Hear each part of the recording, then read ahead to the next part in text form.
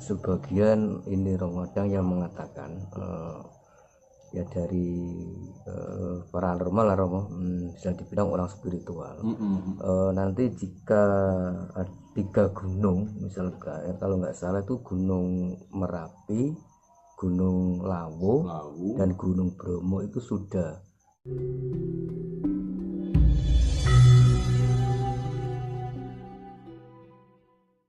Pantai Pangandaran di Bali juga ada. itu kan ada salah satu kamar hotel.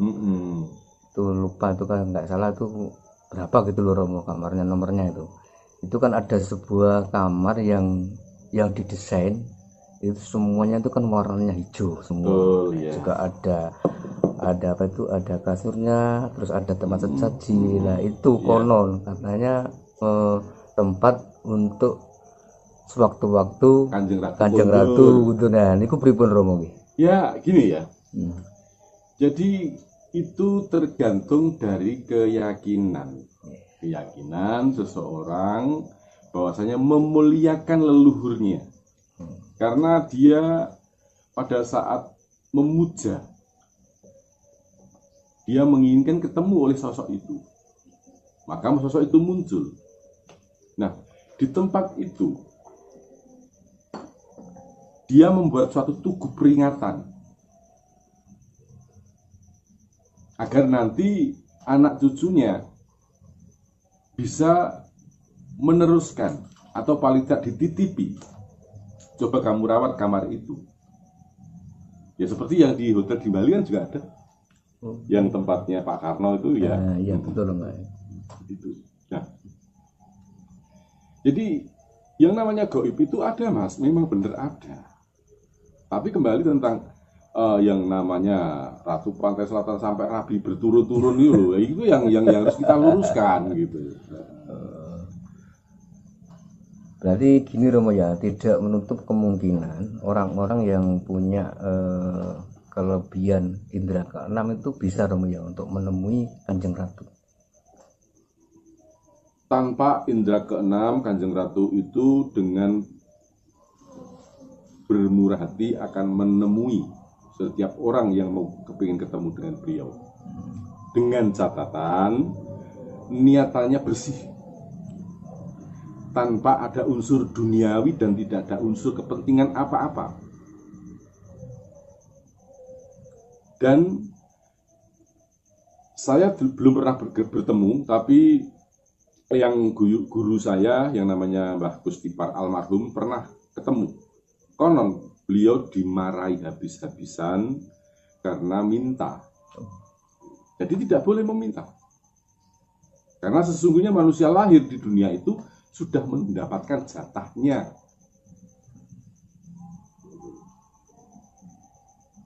Jadi faktanya adalah seperti yang saya sampaikan tadi. Fakta sebenarnya mengenai apa bener toh Kanjeng Ratu Kidul ki garwane Sultan. Itu yang faktanya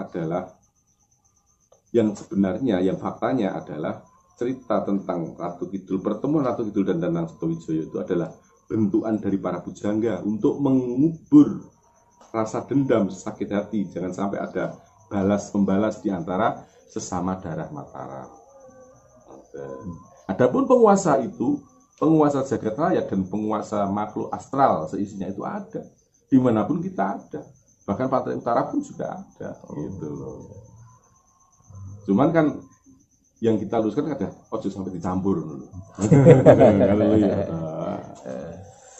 Terus kadang gini Romo ya, kalau kita ke daerah Parangtritis, terus Parangkusumo, itu kan kalau nggak salah itu kan ada suatu peringatan Romo ya, yang berkunjung di sini dilarang memakai baju hijau. Katanya baju hijau kan warna favoritnya Kanjeng Ratu. Niku pripun Romo? Itu etika.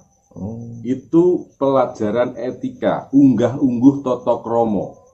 Jadi bukan hanya Kanjeng Ratu, bukan hanya ngembari Kanjeng Ratu, melainkan juga ngembari panguwasa dalem.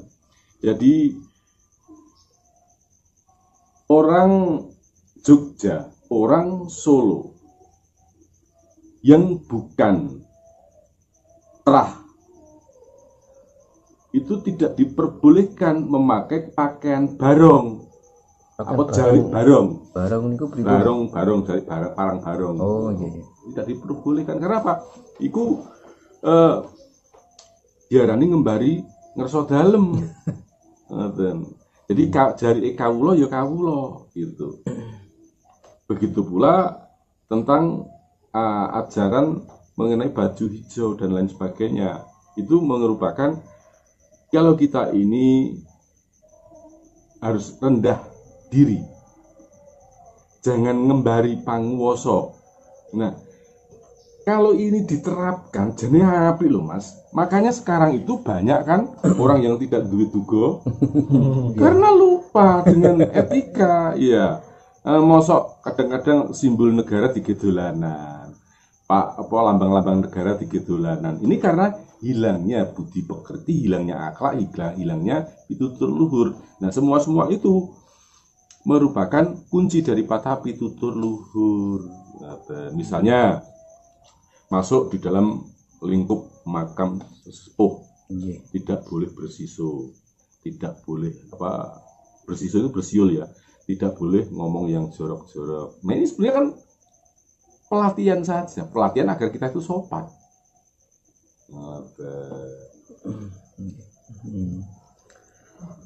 Terus ini terkait itu Romo, ya rada menyimpang lah dari bahasan tadi Romo ya. Oh ini ada sebagian ini Romo yang mengatakan ya dari paranormal lah Romo, bisa dibilang orang spiritual. Nanti jika 3 gunung misalkan kalau nggak salah itu Gunung Merapi, Gunung Lawu dan Gunung Bromo itu sudah meletus, nanti akan terjadi peradaban baru. Itu gimana Romo? Ya otomatis Thomas. Kita bicara tentang logika wae. Nek Gunung Merapi ku meledos kabeh ya, meletus semua. Yang terjadi apa? Bencana kan. Nah, kalau sudah bencana, yang terjadi apa? Tatanan baru. Perombakan besar-besaran.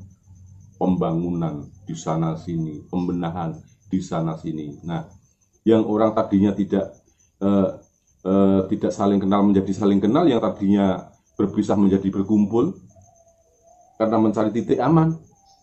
Ini yang disebut peradaban baru, seperti yang terjadi beberapa saat yang lalu di Aceh waktu itu. Tsunami. Sekarang kan orangnya juga penduduknya bercampur kan, duduk blokan kan gitu. Itu namanya peradaban baru. Dan itu pasti itu logikanya seperti itu. Ini Romo ada titipan pertanyaan dari Derek Romo. Maksudnya apa sih golek ono gali kangkung lan telapake guntul miber? Ya. Dari siapa itu? Ini itu Romo enggak ada namanya Romo. Itu gimana Romo? Golek ono gali kangkung lan tapake kuntul nglayang. Nek galih kangkung itu apa terus? Galih kangkung itu kan kosong, hampa. Lantas kuntul tapak nguntul miber. Lung cekere kuntul ning lemah wae mbok cekel angel kok mibrape mbok delok. Kan yo angel. Lah carane kepiye? Maksudnya heningkan pikiranmu, kendalikan hati kamu, maka berjalanlah sesuai dengan apa yang didawuhkan oleh Tuhanmu. Jadi manuk mabur abure ngungguli langit, golek ana gali kangkung. Nah niku artinya di situ. gitu ya. Ini ada lagi Romo ya, cara membuka mata batin ini berikut Romo ini. Cara membuka mata batin. Ya.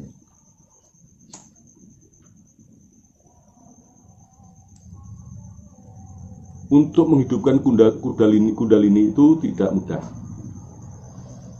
Dan menghidupkan mata batin itu juga butuh pelatihan.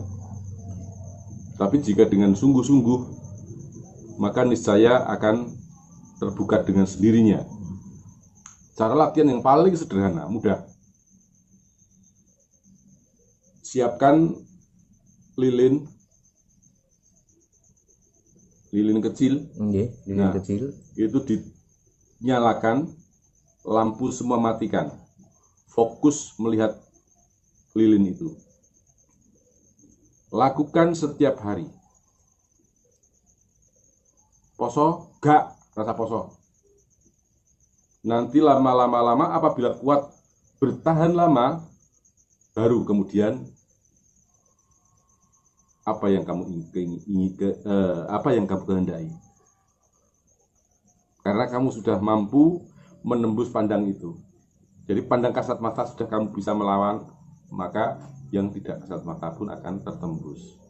Tapi ini semua juga butuh ketelatenan. Lagi seminggu, lagi saulan, biar ya wes.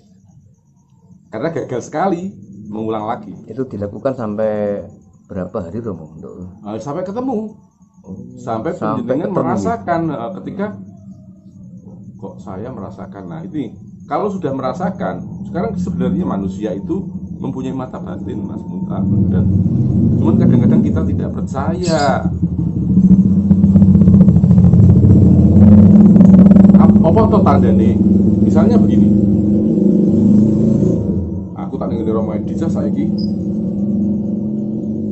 ada dalam bisikan yang tidak terdengar tapi bisa dirasakan. Rasa Romo lagi Romo Edisa nggak ono. Tapi sampean ngeyel, budal tenan. Kenyataannya gak ono tenan. Nah, itu yang dinamakan mata batin. Bisikan batin. Dan kamu pasti pernah mendengar atau mendengar cerita atau mungkin mengalami sendiri seseorang atau teman kamu bercerita, sakjane bismu api tak tumpaki lho ki, tapi aku kok gak penak, terus aku leren rokokan, ya Allah monggo aku numpak bis kelak kecelakaan aku. Pernah gak cerita? Nah, pernah Romo ya. Itu mata batin yang mengingatkan kita. Nah, ini sebenarnya kita punya, tinggal mengasah sebenarnya. Tinggal mengasah. Jadi, dan hal ini sering saya lakukan. Dalam kok, ya ini kok dan. Ya alhamdulillah saya itu setiap kali berangkat itu juga gak tahu nggih mantel Mas. Ya, buat teles Mas. Kemarin tanggal 27 ku ini udah terus lah. Sampai tekan Bojonegoro aman. Aku tekan Bojonegoro kita lagi udan kok. Lah aku tekan di jenenge Sragen ora terang aku lagi liwat kok.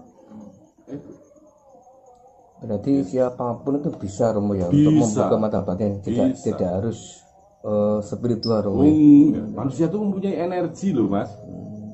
Sedulur papat 5 panser saya tahu tak ceritake yo ono kabeh.